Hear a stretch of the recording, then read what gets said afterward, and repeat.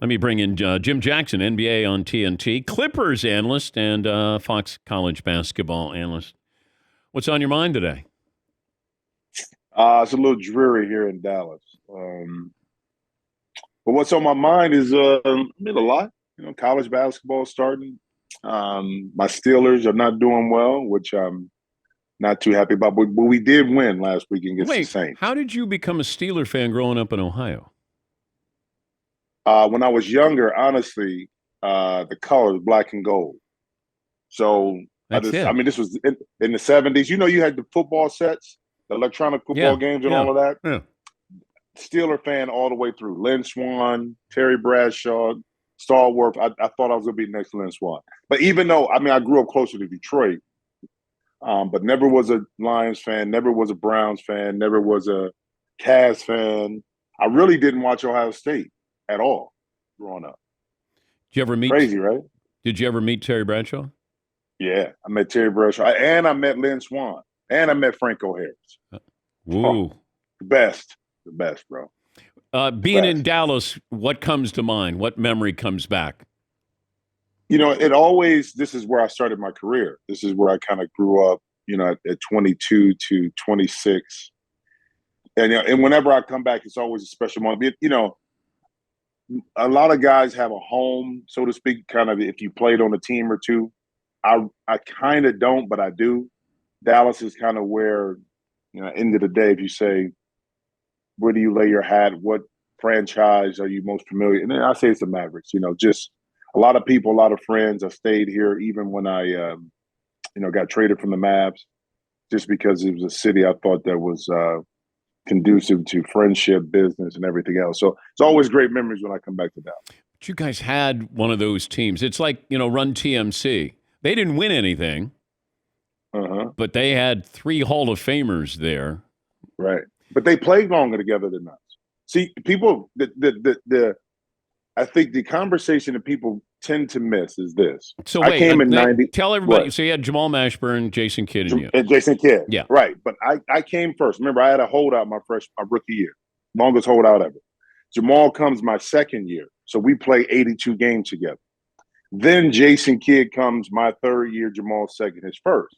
But keep in mind, the 3 of us never played a full 82 game season together.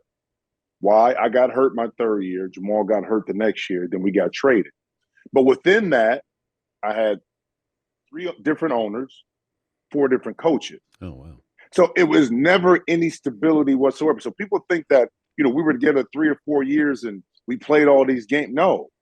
Honestly, never playing the full 82 game schedule. And then going through the fluctuation, as you know, Dan, in sports and in business, if you're always changing the front office philosophy, if you're changing the bench philosophy, you'll never have any kind of continuity. And that was us in Dallas. So when people talk about it, like we were, destined to do something, yes, maybe, but we never had a foot to stand on in regards to any kind of stability to see how good we could really be.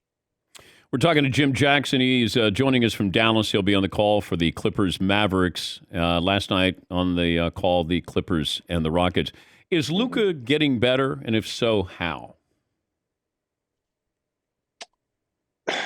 It's, when you're that good that early, you try to figure out ways to say, okay, let me pinpoint areas in his game that you can see the biggest jump. I think the biggest jump for Luka was his efficiency, in particular from the 3-point line and from the free throw line, because he can get to a spot. He can, score.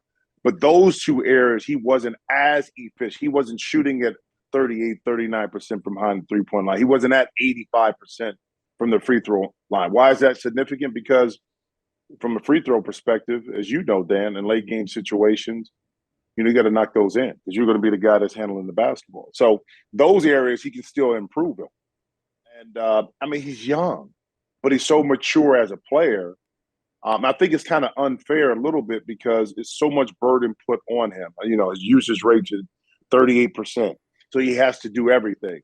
And a lot of times when you try to do everything, becoming less efficient, even though right now he's leading the league in scoring.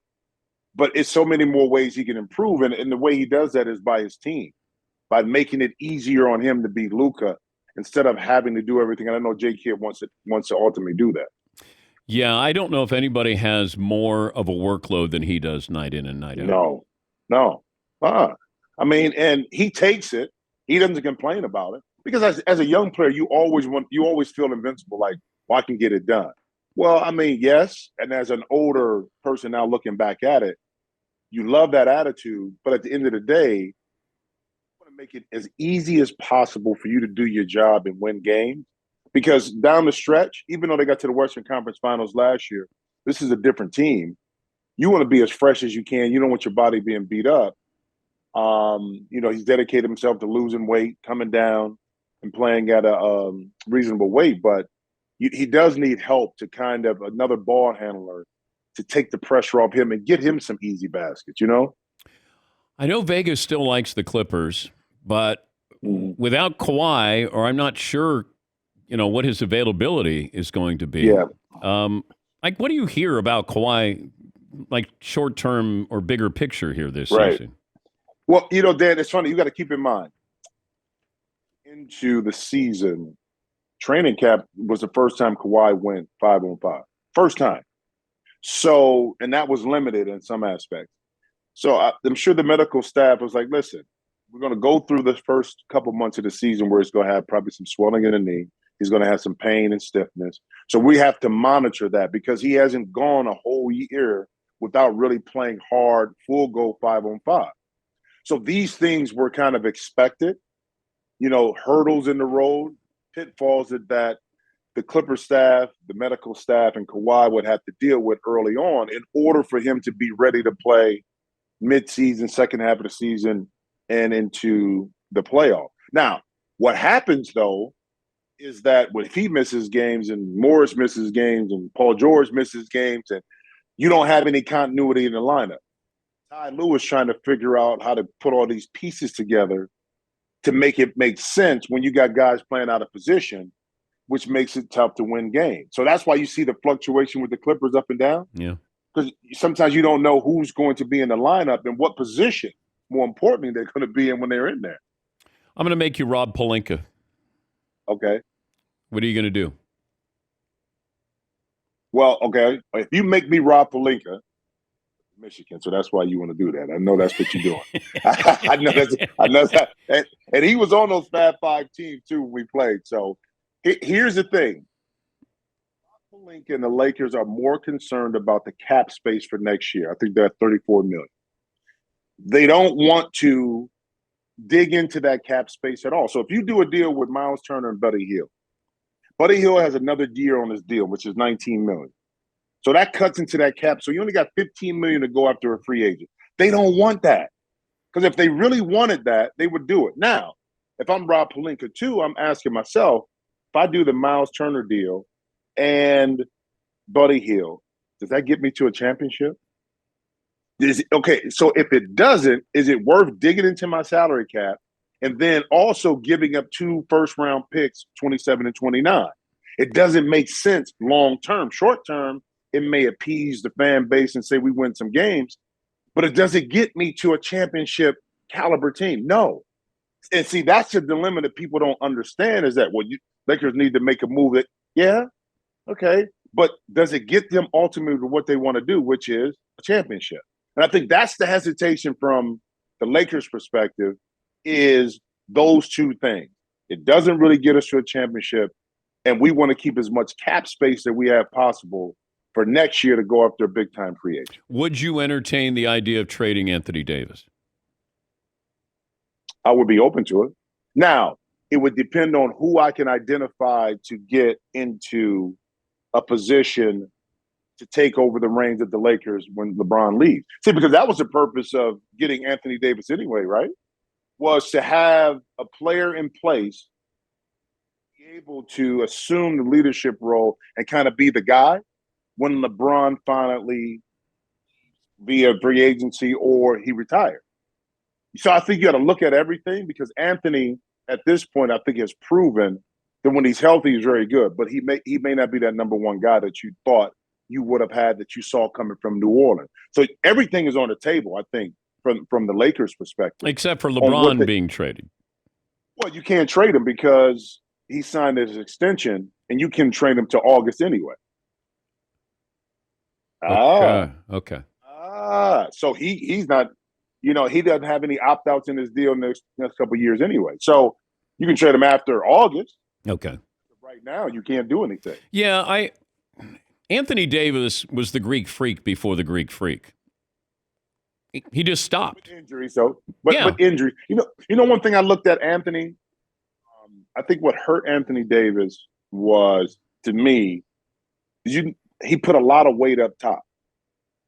Shoulders, arms, and say, well, why is that? Well, it puts a lot of weight on your lower extremities. And how many injuries has he had lower extremity-wise? Because his body is built a certain way. He's a slim guy. So he put the weight up here, which now he started to carry in his hips, knees, and ankles. Now, when you come down on Dan, you play ball. When you come down on somebody's foot, there's really nothing preventative you can do with that. But because you've been hurt so many times, it just goes into something else. When he hurts an ankle, well, that affects his knee, that affects his hip, that affects his back. It's everything. Yeah. I was wondering and about. I hate to see it. I'll leave you with this. Understanding the mind of a free throw shooter, that, we look at Ben Simmons and say, come on. I mean, it's a free throw. Karl Malone made himself better. Andre Drummond made. I mean, a lot of guys. The Tim NBA, Duncan. Yes. Tim Duncan. But how do I teach Ben Simmons to be a better free throw shooter? Therefore, in crunch time, he will want the ball and won't be afraid to go to the basket. Well, hold up. We leave it out Nick Anderson. Nick Anderson was an 80-something% free throw shooter, missed those critical free throws against the Bulls and never recovered. Yeah. Baron Davis wasn't a great free throw shooter, even though he was a great shooter. I think Baron Davis might have been in the 60s. Here's the thing about Ben Simmons is an outstanding case study of how fragile the mentality is of a person that plays sports.